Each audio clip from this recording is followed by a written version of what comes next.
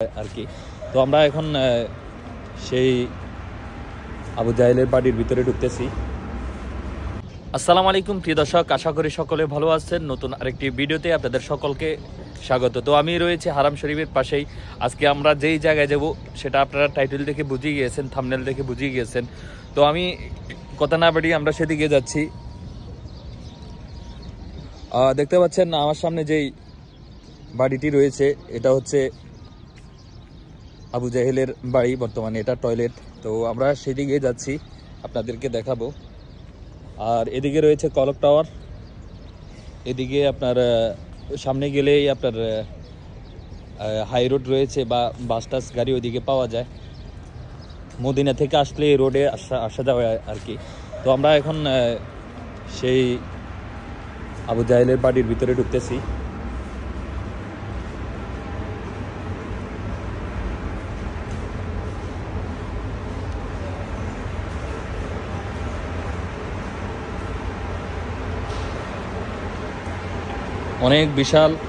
অনেক বিশাল এরিয়া এটার।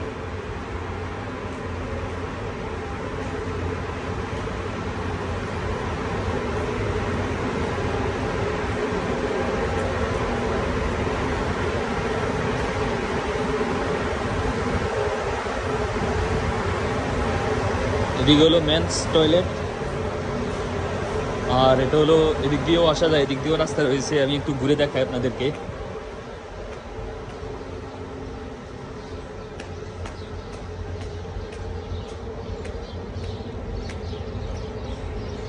এদিক দিয়েও হারাম থেকে আসলে বের হলে এদিক দিয়েও আসা যায়। দেখতে পাচ্ছেন এখানে একটা গাছ রয়েছে, সুন্দর একটা এদিকে পরিবেশ। তো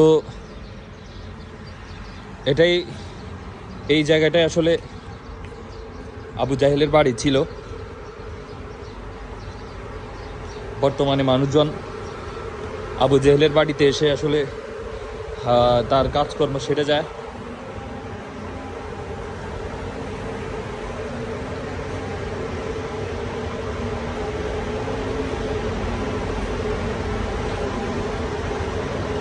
আমাদের ভিডিওগুলো কেমন লাগে একটু কমেন্ট করে জানাবেন।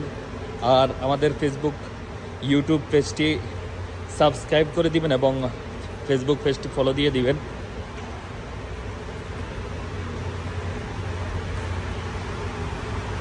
বিশাল বড় এরিয়া, এটা হলো আপনার রোজুর এরিয়া। এখানে আমরা পানি যেহেতু অপচয় মানুষ করে সেজন্য সিস্টেম করে দিয়েছে, এখানে ইয়ে করলে পানি আসে আর কি। বিশাল এরিয়া, বিশাল বড় এরিয়া।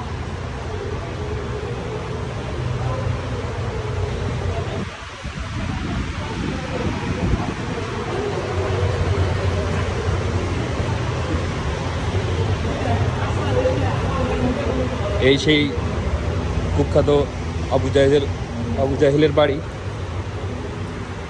এই সেই কুখ্যাত আবু জাহেলের বাড়ি যেখানে মানুষজন এখন প্রস্তাব পায়খানা করার জন্য আসে, যারা উমরা করার জন্য আসে। দেখতে পাচ্ছেন